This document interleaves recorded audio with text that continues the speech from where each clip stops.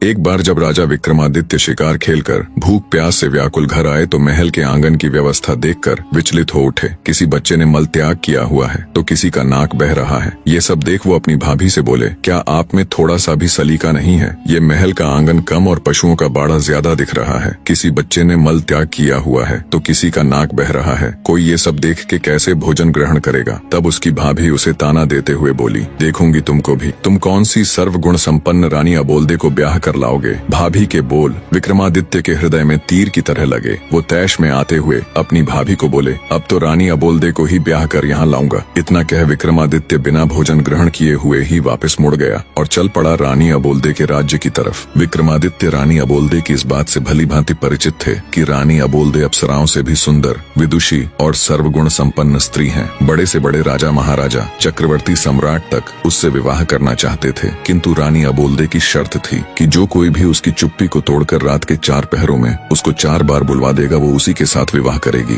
जो भी राजा या राजकुमार ऐसा करने में असमर्थ होता, उसे रानी की कैद में रहने की सजा हो जाती। अब तक कोई भी राजा या राजकुमार 4 बार तो क्या, 1 बार भी रानी को नहीं बुलवा सके थे। 111 राजा व राजकुमार रानी को बुलवाने का ये असफल प्रयास कर चुके थे, जो अब उनकी कैद में पड़े थे। रानी अबोल्दे ने अपने महल के सामने एक बड़ा ढोल रखवा रखा था। जो कोई भी राजा या राजकुमार रानी से विवाह करने का इच्छुक होता, उसे डंके की चोट मार उस ढोल को बजाकर आगाज करना होता था। राजा विक्रमादित्य ने चलते चलते एक योजना बनाई। उसके पास 4 ऐसे अदृश्य वीर थे जो उनके हर हुक्म को मानते थे। राजा विक्रमादित्य उन वीरों के साथ शाम होने से पहले ही रानी अबोल्दे के महल के सामने पहुंच गया और डंका उठा, जोर से ढोल पर दे मारा। ढोल की आवाज सुनकर रानी ने अपने सेवकों को आदेश दिया, ढोल बजाने वाले को आदर सहित अतिथि गृह में ले जाए और उचित सत्कार किया जाए। रात का पहला पहर शुरू होने से पहले ही रानी अबोल्दे 16 श्रृंगार कर अपने महल में पलंग पर बैठ गई और सेवकों को आदेश दिया कि राजा विक्रमादित्य को उनके समक्ष लाया जाए। राजा विक्रमादित्य सेवकों के आग्रह पर रानी अबोल्दे के महल में आ गए और अपनी योजना के अनुसार अपने 4 अदृश्य वीरों को उनके अति सूक्ष्म रूप में अलग अलग स्थानों पर बैठा दिया। एक को रानी के पलंग के पास, दूसरे को रानी के मटके के पास, तीसरे को रानी की खिड़की के पास और चौथे को रानी के हार के पास बैठा दिया। और वो खुद भी रानी के समक्ष एक काठ की कुर्सी पर बैठ गए। उन्होंने रानी से बातचीत करने का प्रयास किया, पर रानी अबोल्दे ने कोई जवाब नहीं दिया। वो तो उनके सामने ऐसे बैठ गई जैसे कोई पत्थर की मूर्त हो। तब राजा विक्रमादित्य ने रानी के पलंग की तरफ देखते हुए कहा,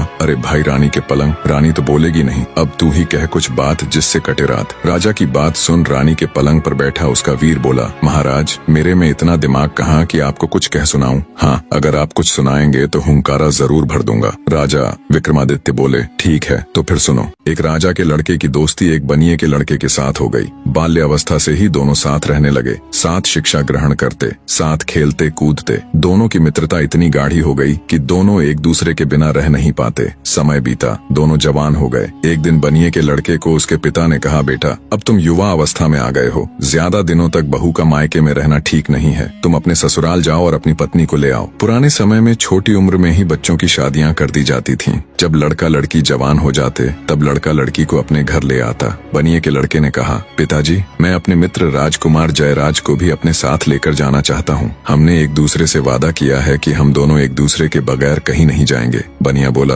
बेटा मुझे तो कोई परेशानी नहीं है, लेकिन ध्यान रखना तुम्हारी ससुराल में राजकुमार की आप भगत उसकी प्रतिष्ठा के अनुरूप ही हो। बनिए का लड़का चंद्रपाल अपने पिता से आगे आले राजकुमार के साथ अपनी ससुराल की तरफ चल पड़ा, पर मन ही मन उसे पिता की कही हुई बात खाए जा रही थी कि राजकुमार की खातिरदारी उसकी प्रतिष्ठा के अनुरूप न हुई तो कहीं उसे बुरा न लग जाए। रास्ते में एक देवी का मंदिर पड़ता था। मान्यता थी कि वहाँ जो कोई कुछ भी मांगता उसकी मुराद पूरी हो जाती। बनिया और राजकुमार भी जब मंदिर के सामने पहुँचे तो वो भी मंदिर में देवी दर्शन के लिए चले गए। चंद्रपाल ने मन ही मन हाथ जोड़ देवी से प्रार्थना की, हे देवी मेरे लिए मेरे मित्र से बढ़कर कुछ भी नहीं है। मेरी ससुराल में उसकी आव भगत उसकी प्रतिष्ठा के अनुरूप ही हुई तो वापस लौटते समय मैं आपको अपना सिर भेंट कर दूंगा। दोनों चल पड़े और कुछ समय की यात्रा के बाद चंद्रपाल यानी बनिए के लड़के की ससुराल पहुंच गए। चंद्रपाल का ससुर अपने शहर का बहुत बड़ा जाना माना साहूकार था। उनके पास किसी चीज की कोई कमी नहीं थी। उन्होंने अपने दामाद और उसके मित्र की खूब अच्छे से खातिरदारी की और 15 दिनों तक उन्हें जाने नहीं दिया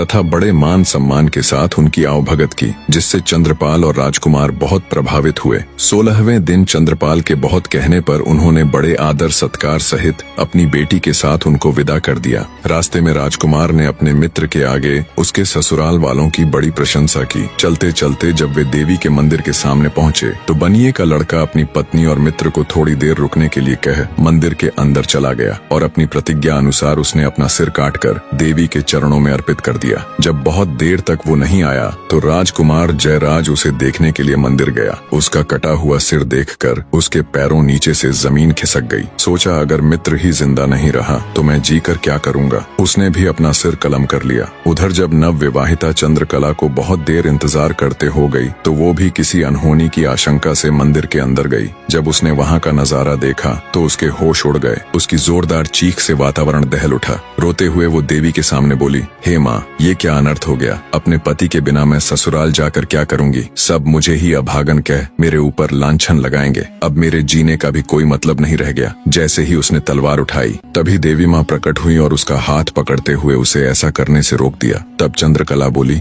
हे देवी माँ, मेरे पति और उनके मित्र की बलि तो आप ले ही चुकी हो। इन दोनों को तो आपने अपना बलिदान देने से नहीं रोका, तो अब मुझे क्यों रोक रही हो। मेरी भी बलि ले लीजिए। और वैसे भी मैं अपने पति के बगैर जीकर करूंगी भी क्या। देवी माँ बोली, मैं तुम्हारे पति की भक्ति, राजकुमार जयराज की दोस्ती और तुम्हारी अपने पति के प्रति निष्ठा और प्रेम देखकर बहुत प्रश्न हूँ। इसलिए मैं तुम्हारे पति और राजकुमार दोनों को जीवन दान देना चाहती हूँ। तुम ऐसा करो, दोनों के शीश उनके धड़ के ऊपर ज्यों के त्यों रख दो। मैं उन्हें पुनर्जीवित कर दूंगी। चंद्रकला ने जल्दी जल्दी से उन दोनों के सिर उठाए और उनके धड़ों के ऊपर रख दिए। देवी माँ ने अपना हाथ उठाकर एक दिव्य प्रकाश की किरण छोड़ी और दोनों जीवित हो गए। उनको जीवित करने के बाद देवी माँ अंतर्ध्यान हो गई, लेकिन जल्दबाजी में चंद्रकला से एक गड़बड़ हो गई। उसने अपने पति का सिर राजकुमार के धड़ के ऊपर रख दिया और राजकुमार का सिर उसके पति के धड़ पर। राजा विक्रमादित्य रानी के पलंग से बोले, रानी के पलंग बताओ, अब चंद्रकला किसकी पत्नी हुई। बनिए के लड़के चंद्रपाल के धड़ वाले की या फिर उसके शीश वाले की। रानी का पलंग बोला, महाराज, मेरे अंदर इतना दिमाग कहाँ कि मैं आपकी ये गुत्थी सुलझा पाऊं। मैं तो यहाँ पड़ा रहता हूँ एक तरफ। ना कभी रानी मुझे झड़काती है, न कभी बिछाती है। मेरे ऊपर तो धूल जमी रहती है। ये सुन रानी अबोलदे गुस्से से बोली, रे पलंग, तेरी ये मजाल। हर रोज तुझे अच्छे से झड़काऊं, हर रोज तेरे ऊपर नई चद्दर बिछाऊं। तू मुझसे तो कभी बात करता नहीं और परदेसियों के साथ तू मेरी झूठी बुराई करता। सुबह होने दे, तेरे 18 टूक न करवाए तो कहना। फिर रानी राजा विक्रमादित्य से बोली, आपके न्याय के बहुत चर्चे सुने हैं, आप ही बताओ चंद्रकला किसकी हुई। तब राजा विक्रमादित्य बोले, हे रानी, चंद्रकला उसके पति के सिर वाले की हुई। रानी के बोलते ही राजा विक्रमादित्य बोले, मार रे ढोलिया ढोल का डंका। रानी अबोलदे एक बार बोली। ढोल वाले ने तेजी से ढोल पर डंका दे मारा। डंके की आवाज सुन जेल में पड़े रानी के कैदी भी खुश हो गए। आपस में फुसफुसाने लगे, लगता है आया है कोई मालिक का नेक बंदा जो रानी अबोलदे को 4 बार बुलवाकर हमें भी इस कैद से आजाद करवा देगा। रानी फिर से एक पत्थर की मूर्त की तरह चुपचाप बैठ गई।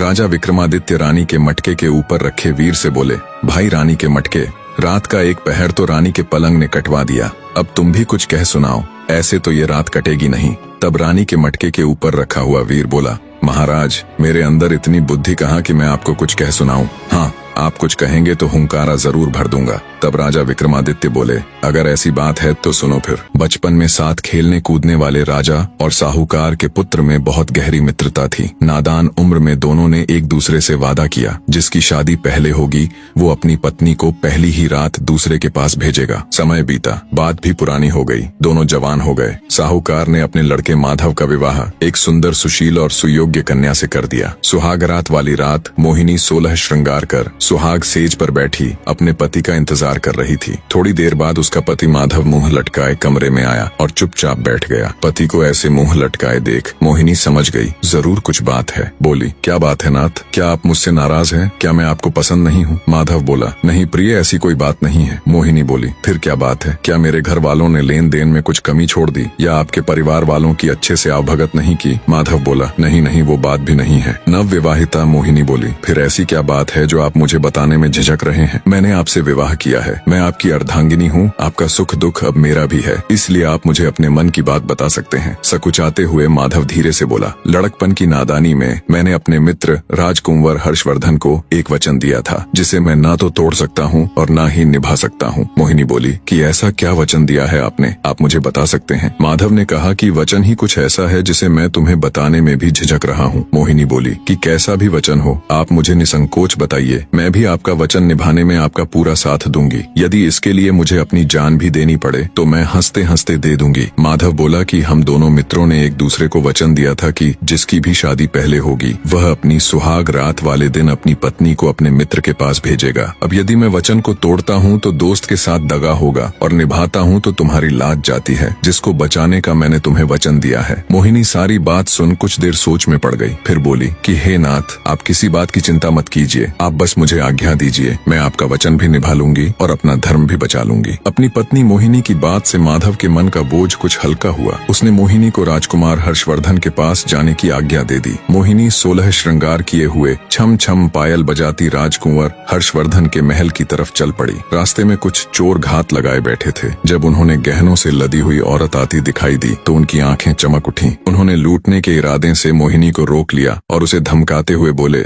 चुपचाप अपने सारे गहने उतार कर हमें दे दो, नहीं तो हम तुम्हारी हत्या करके सारे जेवर ले लेंगे। मोहिनी हाथ जोड़कर बोली, कृपा करके अभी मुझे छोड़ दीजिए, अभी मैं किसी बहुत आवश्यक काम से जा रही हूँ, जिसके लिए मेरे शरीर पर इन गहनों का होना अत्यंत आवश्यक है। मैं वचन देती हूँ, जब मैं वापस आऊंगी तो खुद तुम्हें ये सारे गहने उतार कर दे दूंगी। आपको दिया हुआ वचन मैं जरूर निभाऊंगी। चोरों ने कुछ सोच विचार कर उसे जाने दिया। मोहिनी जल्दी ही राजकुंवर हर्षवर्धन के महल की सीढ़ियां चढ़ती हुई उसके कक्ष के सामने पहुंच गई। मोहिनी जब अपनी पहली ही रात को किसी दूसरे आदमी के कमरे में जा रही थी, बस उसके मन में यही चल रहा था, कैसे भी करके अपनी पति का मान और अपनी लाज दोनों रखनी है। वो हर्षवर्धन के महल की सीढ़ियां चढ़ते हुए उसके कक्ष में पहुंच गई। राजकुमार हर्षवर्धन अपने कक्ष में अपने पलंग पर गहरी नींद में सो रहा था। मोहिनी ने उसके पैर का अंगूठा मरोड़कर उसे उठाते हुए कहा, जागो कुंवर सा जागो। राजकुमार हर्षवर्धन सकपका कर बैठा हो गया। अपने सामने 16 श्रृंगार किए किसी अप्सरा के समान सुंदर स्त्री को देखकर वह चौंक गया।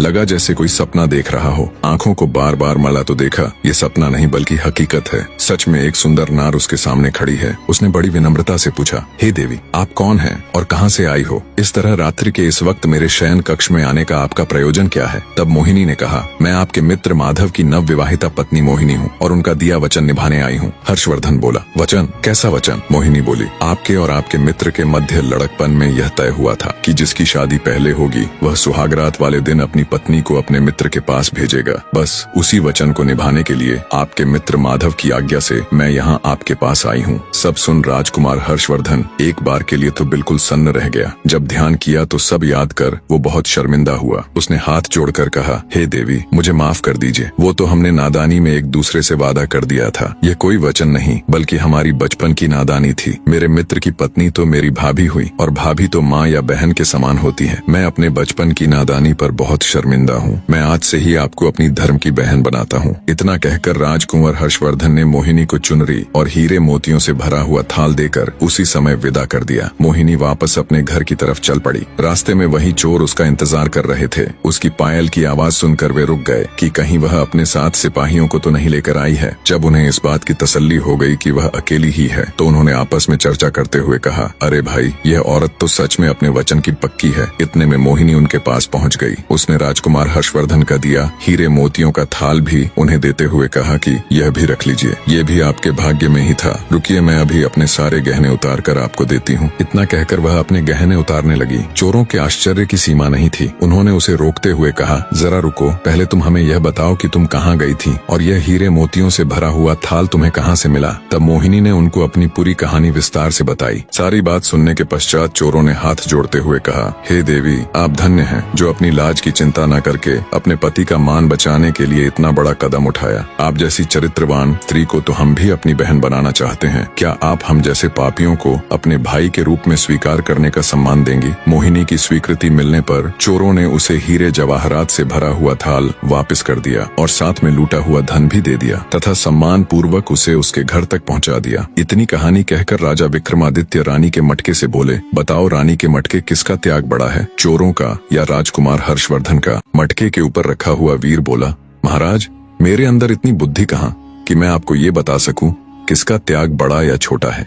मैं तो एक साधारण सा मटका हूँ जो ऐसे ही किसी कोने में पड़ा रहता है। न तो मुझसे कोई पानी पीता है, न कोई सफाई करता है और न ही कोई मेरा नीर बदलता है। तो महाराज मुझे माफ करे, मैं आपकी ये पहेली नहीं सुलझा पाऊंगा। मटके की बात सुन रानी अबोलदे गुस्से से तिलमिला उठी और बोली, रे मटके, तेरी ये मजाल, हर रोज तेरी सफाई करूं, हर रोज तेरा नीर बदलूं, तू मुझसे तो कभी बात करता नहीं।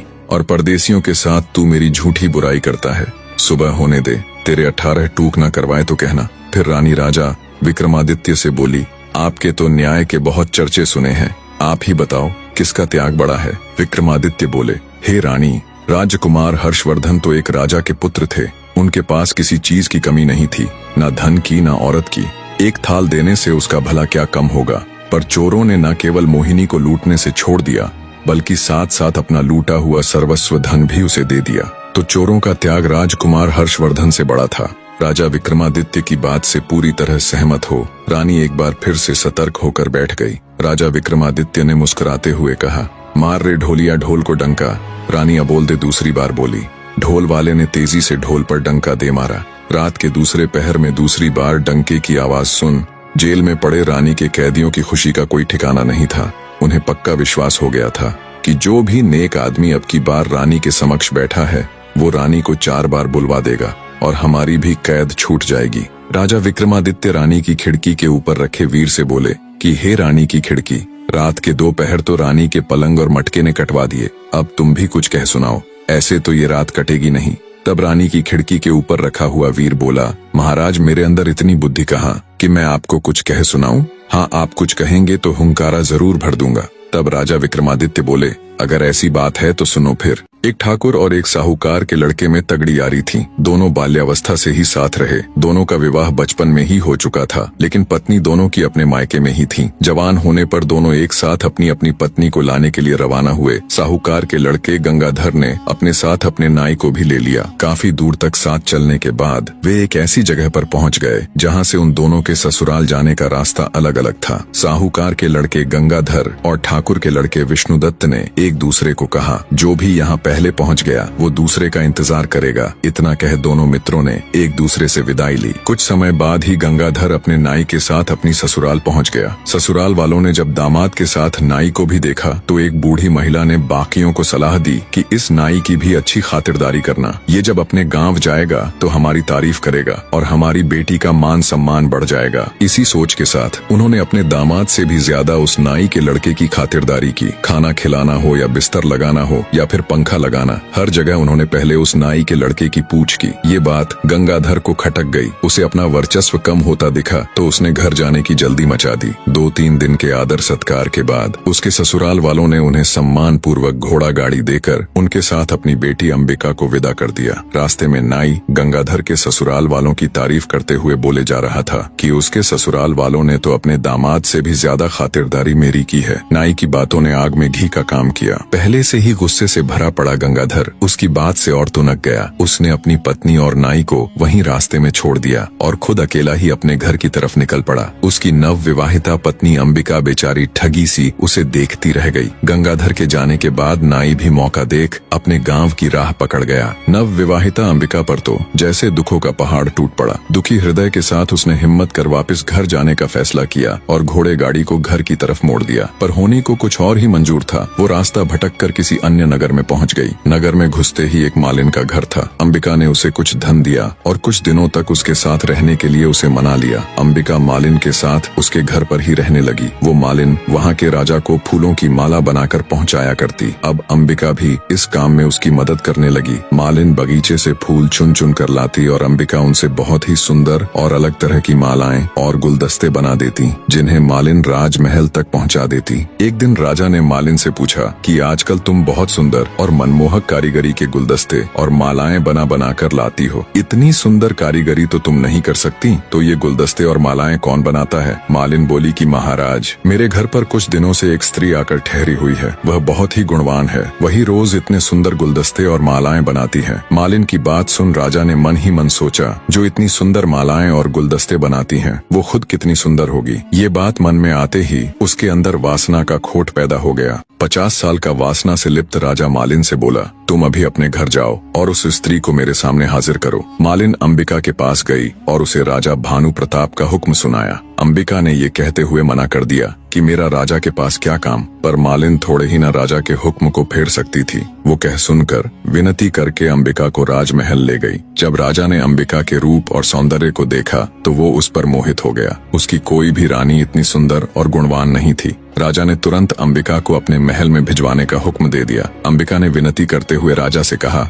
हे राजन, आप तो इस नगर के मालिक हो, इस नाते से आप तो मेरे पिता के समान हुए, फिर आप मुझे अपने महल में कैसे रख सकते हैं? राजा भानु प्रताप बोला, तुम हमारे नगर की नहीं हो, इसीलिए हम तुम्हारे पिता नहीं हो सकते, तुम्हें हमारे महल में रहना ही पड़ेगा। जब बहुत समझाने पर भी राजा भानु प्रताप नहीं माना तो अंबिका ने कहा कि महाराज, मैं एक विवाहिता हूँ, मेरे पति ने मेरा त्याग कर दिया था, एक विवाहिता स्त्री के साथ रहने से आपको भी पाप लगेगा। आप मुझे 6 माह का समय दे दीजिए, यदि इस बीच मेरा पति मुझे लेने नहीं आया तो मैं अपने आप को अविवाहित ही समझूंगी और आपके महल में आ जाऊंगी। यह सुनकर राजा ने उसे 6 माह का समय दे तो दिया, लेकिन उसे नगर के बाहर एक एकांत महल में नजरबंद कर दिया। अंबिका रोज महल के झरोखे से मार्ग पर देखती रहती कि कभी कोई भूलने से ही उसके मायके या ससुराल से उस ओर आ जाए तो वह उसके साथ अपने हाल का संदेश भिजवा सके। उधर ठाकुर विष्णुदत्त अपनी पत्नी के साथ तय की हुई जगह पर अपने दोस्त का इंतजार कर रहा था। जब गंगाधर अपनी पत्नी का परित्याग करके अकेला ही उधर पहुंचा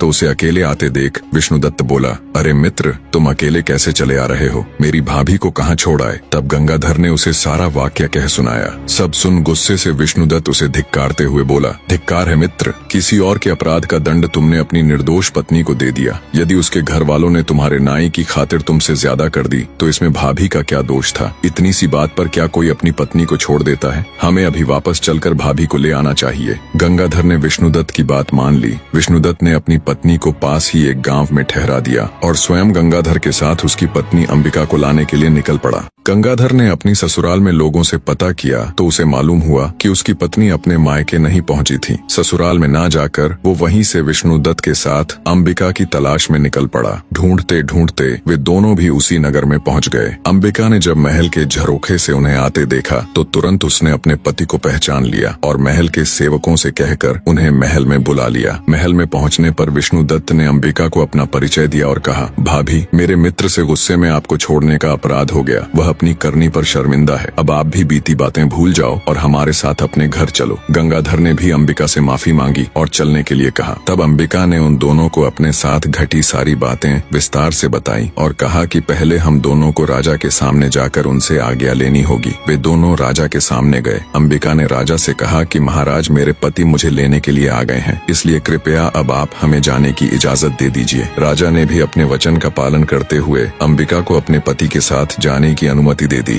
वे तीनों वहां से निकल पड़े। रास्ते में काशीनाथ ने अपनी पत्नी गौरी को भी अपने साथ ले लिया और सभी अपने नगर में आ सुख से रहने लगे। इतनी कहानी कह राजा विक्रमादित्य ने अपनी खिड़की में बैठे वीर से कहा, हे रानी की खिड़की, बताओ गंगाधर और अंबिका में से कौन ज्यादा महान था? खिड़की में बैठा वीर बोला, हे महाराज, मेरे ऊपर तो पता नहीं कितने सालों की धूल जमी हुई है, न मेरी कभी सफाई होती न कभी रंग पुताई। मेरे अंदर इतनी बुद्धि कहाँ कि मैं आपको ये बता सकूं कौन ज्यादा महान है और कौन कम। खिड़की में बैठे वीर की बात सुन रानी अबोलदे एक बार फिर से खुद पर काबू ना कर सकी और तमा कर बोली, रे खिड़की, तेरी ये मजाल, हर रोज तेरी सफाई करवाऊं, हर 6 माह में तेरे ऊपर नई रंग पुताई करवाऊं। मेरे साथ तो तूने कभी बात की नहीं और परदेसियों के सामने तू मेरी झूठी बुराई करती। सुबह होने दे, तेरे 18 टूक ना करवाए तो कहना। फिर राजा विक्रमादित्य से बोली, राजा, ये बताना कौन सा कठिन काम है कि कौन महान है? इसमें गंगाधर की तो कोई महानता थी ही नहीं, उसने तो अपनी निर्दोष पत्नी को त्याग दिया था। महानता तो अंबिका की थी, उसके पास रानी बनने का पूरा मौका था, लेकिन फिर भी वह अपने पतिव्रत धर्म पर अडिग रही और उसने अपना धर्म नहीं छोड़ा। ऐसी स्त्री तो महान ही नहीं बल्कि पूजने लायक है। राजा विक्रमादित्य ने शरारती मुस्कान के साथ रानी की तरफ देखते हुए कहा, आपने बिल्कुल सही कहा रानी, मैं तो आपका कायल हो गया। फिर राजा विक्रमादित्य ने ढोल वाले से कहा, मार रे ढोलिया ढोल को डंका। रानी अबोलदे तीसरी बार बोली। ढोल वाले ने तेजी से ढोल पर डंका दे मारा। तीसरे डंके की आवाज सुन रानी की कैद में पड़े कैदी खुशी से नाचने गाने लगे। उन्हें पूरा यकीन हो चला था कि उनकी आजादी के बीच अब बस एक पहर और है। इधर रानी अबोलदे भी अब की बार पूरी सजग होके बैठ गई। उसने मन में निश्चय कर लिया कि अब चाहे कुछ भी हो जाए वो चौथी बार नहीं बोलेगी। विक्रमादित्य बोले, भाई, रानी के हार, रात के 3 पहर तो बड़े आराम से कट गए, अब तू भी कुछ सुना जिससे ये आखिरी पहर भी कट जाए। रानी का हार बोला, महाराज, मेरे अंदर इतनी बुद्धि नहीं कि मैं आपको कुछ कह सुनाऊं। हाँ, हुंकारा जरूर भर लूंगा। राजा बोला, ठीक है, 4 दोस्त थे। उनमें एक ब्राह्मण, एक खाती, एक दर्जी और एक सुनार था। एक दिन चारों सलाह मशवरा कर धन कमाने के लिए परदेश चल पड़े। चलते चलते जब शाम हो गई तो वो सब एक जगह ठहर गए। उन्होंने रात को वहीं रुकने का फैसला किया। तय हुआ कि इलाका सुनसान होने के कारण रात के 4 पहरों में बारी बारी सब पहरा देंगे। सबसे पहले पहरा देने का नंबर आया खाती के लड़के का। तीनों सो गए और वो पहरा देने के लिए बैठ गया। बैठे बैठे उसे पास में पड़ा एक बड़ा सा लकड़ी का टुकड़ा दिखाई दिया। सोचा क्यों ना कुछ कारिस्तानी की जाए, नींद भी दूर हो जाएगी। उसने अपने औजार निकाले और उस बड़े से लकड़ी के टुकड़े को संवारने लगा। रात का पहला पहर खत्म होते होते उसने उस लकड़ी के टुकड़े को तराश कर एक सुंदर स्त्री का पुतला बना खड़ा कर दिया और दर्जी के लड़के को उठाकर खुद सो गया। जब दर्जी का लड़का बैठकर पहरेदारी करने लगा तभी उसे प्रतीत हुआ कि सामने कोई खड़ा हुआ है। पास जाकर देखा तो एक काठ का पुतला है। पुतले को देख मन ही मन खुद से कहा, क्या खूब कारीगरी की है खाती के लड़के ने, पर मैं भी किसी से कम नहीं। उसने भी अपने सामान से वस्त्र और सुई धागा निकाला और लग गया। रात का दूसरा पहर खत्म होते होते उसने एक सुंदर सी वेशभूषा बनाकर उस स्त्री के पुतले को वो पोशाक और चूड़ियां पहना दी। अब पहरेदारी की बारी थी सुनार के लड़के की, तो वो उसे जगाकर सो गया। नींद तोड़ने के लिए सुनार ने ठंडे पानी से मुंह धोया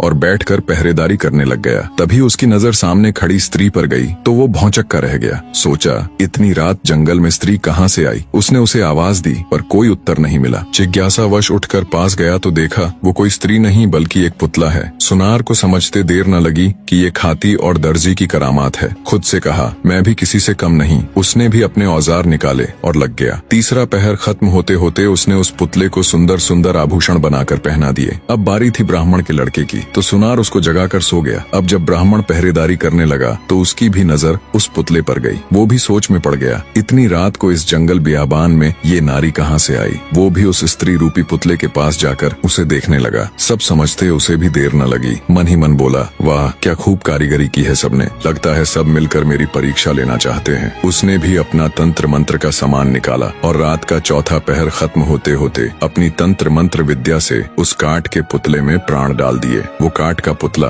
अब एक सुंदर युवती बन चुकी थी। तब तक सुबह हो गई। बाकी तीनों मित्र भी उठ गए। अपने सामने इतनी सुंदर युवती को देखकर उन्होंने जब ब्राह्मण से उसके बारे में पूछा तो उसने सारा किस्सा उनको कह सुनाया और बोला, इस काठ के पुतले में मैंने अपनी मंत्र शक्ति से प्राण डाल दिए, सो अब मैं इसे अपनी पत्नी बनाऊंगा। तब खाती का लड़का बोला, नहीं मित्र, इसे मैंने बनाया है इसलिए इस पर मेरा अधिकार है, ये मेरी पत्नी बनेगी। दर्जी भी बीच में बोल पड़ा कि मैंने इसको इतने सुंदर कपड़े सिलकर पहनाए हैं इसीलिए इस पर तो मेरा हक है। सुनार का लड़का बोला कि ऐसा कैसे हो सकता है, मैंने इसे सुंदर सुंदर आभूषण बनाकर पहनाए हैं इसलिए ये मेरी ही पत्नी बनेगी। खूबसूरत नारी के लिए चारों पुरुष आपस में झगड़ा करने लगे। इतनी कहानी सुनाने के बाद राजा विक्रमादित्य ने हार से कहा, बताओ भाई रानी के हार, उस स्त्री पर सबसे ज्यादा हक किसका हुआ। रानी के हार के ऊपर बैठा हुआ वीर बोला, महाराज मैं तो रानी का एक तुच्छ सा हार हूँ, जिसे रानी ने मन किया तो पहन लिया, नहीं तो फेंक दिया। मेरे अंदर इतनी बुद्धि नहीं कि मैं आपको ये बता सकूं कि उस युवती पर किसका हक ज्यादा है। हार पर बैठे वीर की बात सुन रानी अबोल्दे को गुस्सा तो बहुत आया, पर वो अपने गुस्से को पी गई और कुछ भी न बोली। जब विक्रमादित्य ने देखा कि रानी तो कुछ बोली ही नहीं और रात का चौथा पहर खत्म होने में बस कुछ ही समय बाकी है, कुछ सोचते हुए वे बोले, सुनो रानी के हार, उस युवती पर सबसे ज्यादा हक उस ब्राह्मण के लड़के का है जिसने उस पुतले में प्राण डालकर उसे जीवित किया। राजा की बात सुन रानी के हार पर बैठा वीर तुरंत बोल पड़ा, क्या बात है राजन, क्या खूब न्याय किया है, आपकी तो जय जयकार होनी चाहिए। हार में बैठा वीर बोला, बोलो राजा विक्रमादित्य की जय। बाकी के तीनों वीर भी राजा विक्रमादित्य की जय जयकार करने लगे। राजा विक्रमादित्य की जय, वाह क्या न्याय किया है। इतना सुनते ही गुस्से को दबाए बैठी रानी अबोल्दे फट पड़ी और बोली, इस गलत न्याय पर कैसी जय जयकार। राजा विक्रमादित्य तुम तो बड़े न्याय प्रिय बने फिरते हो, लानत है तुम्हारे ऐसे न्याय पर। पता नहीं तुम्हारा ये न्याय कैसे इस जग में प्रसिद्ध हो गया, ये न्याय पूरी तरह से धर्म विरुद्ध है। आगे रानी अबोल्दे बोली, ब्राह्मण ने उस पुतले में प्राण डाले थे, अर्थात एक तरह से उसने उसे जन्म दिया, इस तरह से तो वह उसका पिता हुआ। तो एक पिता अपनी पुत्री से विवाह करें, इससे बड़ा नीच कर्म और क्या हो सकता है। धर्म के अनुसार कोई भी स्त्री केवल उसी की पत्नी हो सकती है जो उसको चूड़ियां पहनाता है, और पुतली को चूड़ियां दर्जी के लड़के ने पहनाई थी तो धर्मानुसार वो युवती उसी की पत्नी हुई। रानी की सारी बात सुन राजा विक्रमादित्य ने शरारत से हंसते हुए रानी अबोल्दे की तरफ देखते हुए कहा, वाह वाह, बहुत खूब रानी, आपने तो बिल्कुल धर्मोचित न्याय किया है। उस युवती का पति वो दर्जी ही हो सकता है। और माफ करे रानी साहिबा, आप 4 बार बोल चुकी हैं, तो आपका पति तो केवल मैं ही हो सकता हूँ। अब तो बस चलने की तैयारी करो। राजा विक्रमादित्य की बात सुन रानी अबोल्दे ने शर्मा कर अपनी आंखें झुका ली। राजा विक्रमादित्य हर्षोत्साहित हो बोला, मार रे ढोलिया ढोल को डंका। रानी अबोल्दे चौथी बार बोली। ढोलिये ने डंका उठा ढोल पर दे मारा। रानी अबोल्दे ने वायदे के अनुसार उसकी कैद में बंद सभी राजाओं और राजकुमारों को सम्मान सहित उनका राजपाट लौटाते हुए उनको मुक्त कर दिया। बड़े धूमधाम से रानी अबोल्दे की शादी राजा विक्रमादित्य के साथ हो गई। राजा विक्रमादित्य जब रानी अबोल्दे को ले उज्जैन नगर पहुँचे तो उनको ताना देने वाली भाभी ने भी उनको अभिवादन देते हुए कहा, मान गए देवर्षा, जो आपने कहा था वो कर दिखाया। कहानी का निष्कर्ष जानने से पहले कमेंट करके कहानी कैसी लगी और अगली कहानी किस टॉपिक पर सुनना चाहोगे जरूर बताएं। निष्कर्ष, जीवन में सत्य, न्याय और धर्म का पालन सबसे महत्वपूर्ण होता है। जब चारों पात्र अपनी अपनी इच्छाओं और स्वार्थों के अनुसार कार्य करते हैं तो उनका संघर्ष अंततः उनके भीतर के सही और गलत के बोध को उजागर करता है। राजा विक्रमादित्य की न्यायप्रियता और रानी अबोल्दे का धर्म के प्रति अडिग विश्वास दर्शाता है कि सही रास्ता चुनने के लिए आत्मसंवेदनशीलता और विवेक आवश्यक है। यह कहानी यह भी सिखाती है कि किसी भी परिस्थिति में ईमानदारी, प्यार और समझौते के जरिए ही हम अपने जीवन को संतुलित और आध्यात्मिक रूप से पूर्ण बना सकते हैं। भगवान का न्याय हमेशा सही होता है और आत्मिक शांति पाने के लिए हमें अपने कर्मों और विचारों को शुद्ध करना चाहिए। कहानी में अंत तक जुड़े रहने के लिए आप सबका तहे दिल से धन्यवाद।